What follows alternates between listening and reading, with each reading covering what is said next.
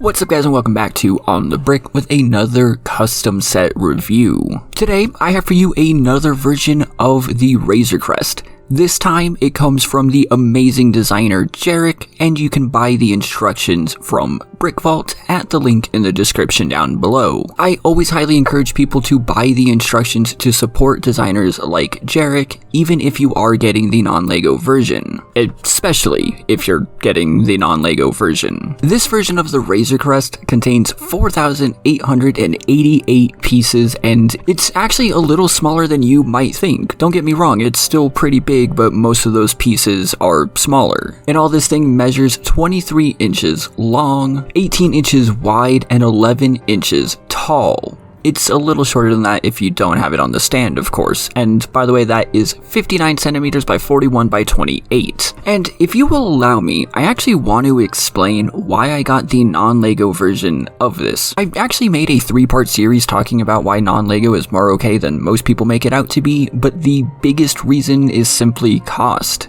Brick Vault estimate that this costs anywhere between $700 to $1,000, which is obviously a whole ton of money. I bought this for $140, plus, the $45 for the instructions, so I still spent less than a third of the cheapest estimate. There was also one really big difference with the non-LEGO version that really helped with putting this together. The set came with 15 sets of numbered bags. So instead of having 5,000 pieces somewhat sorted all around a table, I was able just to build it like a normal set, and I was actually able to complete the entire set in about a week's worth of building. Do keep in mind that I actually went to Spain in the middle of this, so I don't have an exact estimate, but a week is pretty fair. And this thing looks absolutely phenomenal. Jerac really outdid himself on this design, and this is probably my favorite design of his so far. The original design does include an actual cockpit, and we're gonna talk about that, don't worry. But you're also able to open up the rear hatch, side doors, weapon locker, and all that kind of stuff. However, it is a little unfortunate that the inside of this is mainly structural. There isn't really an interior, and again, I'll show that in just one second. On Friday, I am going to do a full comparison between this version and the Papa Glop version that I have, but I'll tell you right now, that is one of the biggest differences. There's just no way to actually open this up and get inside. This is mainly and purely a display piece, and it does a great job at doing that. The build process itself was also very smooth, and I was actually surprised by that. There have been more than once when I've built a Brick Vault set and a Jerac set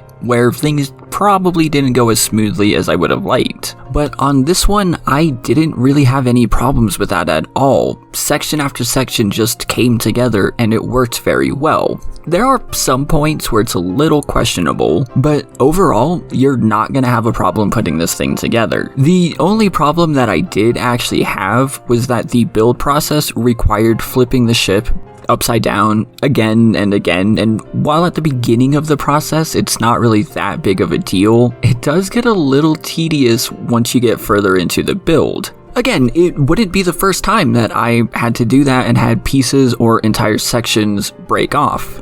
However, that didn't happen here. This set is actually really strong and it held together just fine. While I was obviously still very careful and cautious during flipping it, I did get very comfortable doing so, believing that it would hold together. There is one section of the build that really just didn't work, and I spent a good amount of time trying to figure it out, going through the instructions, seeing if I just did something wrong, and for one reason or another, it just didn't want to fit like the instructions said it should. And to be completely honest here, I don't know if this is a problem with the design or a problem with the Mold King version, but under the wings, you are asked to put these tiles to smooth out the surface, which is an incredible eye for detail. They really don't skim on anything here. every part of the ship wants to look good, but these tiles just didn't really fit. Some of them were just sticking up and some of them just did not want to go in at all, but thankfully, if you have this on display in any way, you're not really noticing it. If you're not a fan of illegal techniques, then I don't know what you'll think about this set, as some of them are used. Some of the more noticeable examples are these tiles and these clips, for instance. But to me, that doesn't really take away from the set at all, because of just how good the rest of it is. For instance, capturing all these tight angles like he did is really exceptional. The Razor Crest has a lot of weird angles to it that are not easy to recreate in LEGO, and Jerac just did that. He just did it, and it looks great. And what's even better is that none of this uses anything that I would consider illegal. It all works, and it's really strong too. Probably a little too strong in areas, but I'll talk about that in just one second. The engines themselves are interesting. I actually don't know what to think about these, and they are probably my least favorite part of the entire build. I just don't think it's easy to capture this circular design all too well in LEGO yet. Jerac did what he could, and I do know that these are slightly different than the actual version on Brick Vault, but it's not like they recreated the entire engines, it's minor details that got switched out. I'm personally not really a fan of having to use flex tubes. You can keep them off if you want, or you can just put them on like that, it's perfectly fine. I do like how some of this comes together. There are some really clever techniques here, especially from like the front of the engines, but what I do really like about them is that they are built directly into the rest of this build. So everything holds together, which again is why you can't actually open this up, but it does make it extra sturdy. There are two actually really big differences between this version and the original design, and the first of those is the stand. When this non-LEGO version came out, Jerac actually questioned if the stand would be able to hold up the Razor Crest. You'll notice that in the original design, the stand is actually slanted to help with the center of gravity so it doesn't tip over. But in the non-LEGO version, it is a completely flat stand, and, well, it works. If you have the possibility of building the original version, I would recommend doing that instead, but this one works perfectly fine. I've literally had no issues with it until I started messing with it to film. But I've bumped the table that this thing was on, my cats even nudged it, and it never fell over anything. It holds it just fine. Now, the second big difference is one that I have been quite vocal about, and is actually one of the bigger reasons that I chose not to get this through LEGO. You've definitely noticed by now that the cockpit area is different than what Brick Vault has put out. And this is actually the alternative design that comes with the instructions. This had to be included because the original design uses an extremely rare piece. This one.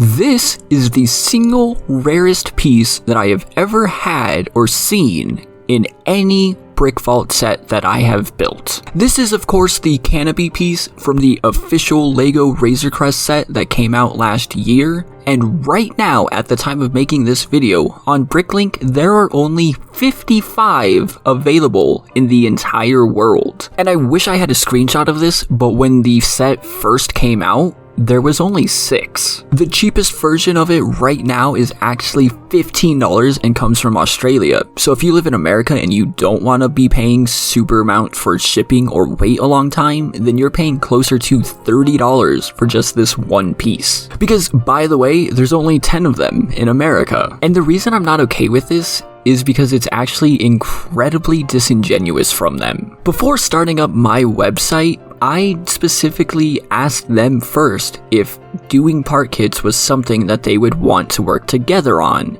They very respectfully said no, stating that they don't condone part kits because it dries up the market.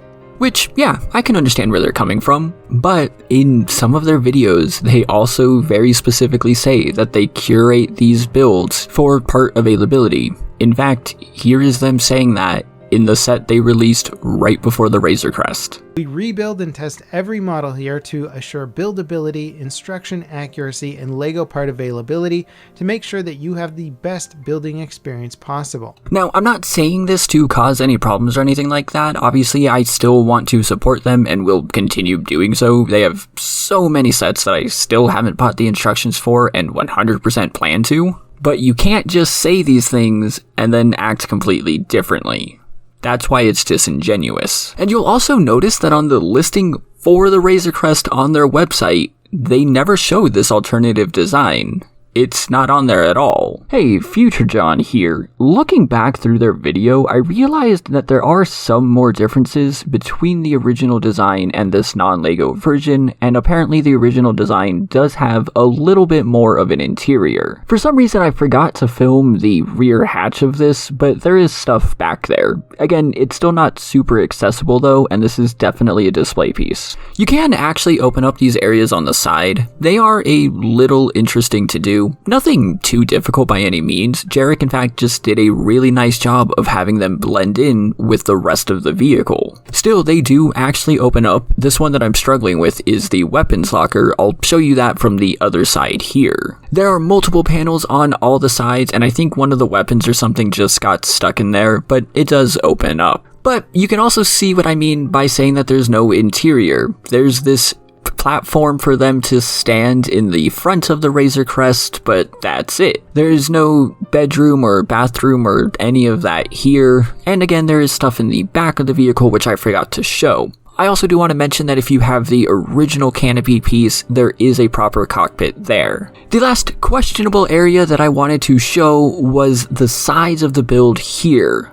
These are really nice and they do the job well, but I can't help but wonder if this was maybe over-engineered or over-complicated. I'm not saying it looks bad, but there were times that I was building these areas that I really had to question if there was a different way of doing them. But with all that said, I do think this is a very nice build. It was very fun to put together and came together pretty easy. It makes a wonderful display piece. The instructions were also really easy and good to follow, but there are a few downsides and some questionable areas. Jerac, you actually recommended that I start giving these sets ratings, and, well, I have been, but I'm going to do that for your set now. Okay, no, to be perfectly clear here, I'm doing that for the non-LEGO version of your set. So the build is going to get a 7 out of 10. I'm knocking off some points for the cockpit area, and I'm also doing that for the design, which will also get a 7 out of 10. However, the instructions will get a perfect 10 out of 10. They are seriously some of the best that I've ever had from Brick Vault. But with that said, at a $46 asking price, I'm going to give the price of the instructions a 5 out of 10. That's just a little too expensive. I know that I just said that they are the best, but for a one-time purchase, that's a lot of money. Now, in terms of cost, I'm actually splitting this in two. For the version that I got, the non-LEGO version, I'm giving this a 10 out of 10. You really can't beat the $140 asking price. But for the Brick Vault version, I'm going to give it about a 6 out of 10. $1,000 for something like this is a little bit too much. That brings the totals to a 7.8 out of 10 for the non-LEGO version and a 7 out of 10 for the LEGO version. And again, that would be higher if not for the inclusion of the single rarest piece that I've ever seen in one of their sets. Make sure you check out the original instructions in the description down below, and while you're down there, let me know your thoughts on all of this and Jerac's other designs. He seriously is a very talented designer. Do remember that on Friday, I'm doing a comparison between this and the Papa Glop version that I have, so make sure you subscribe if you want to see that and ring the bell so you know when that video comes out. And if you haven't already, please do consider checking me out on Instagram, Discord, and of course on Patreon, where your contributions go a long way towards making these videos happen. And I want to send a special thank you to Jonathan and Project Elements. Thank you all so much for watching, and I will see you next time.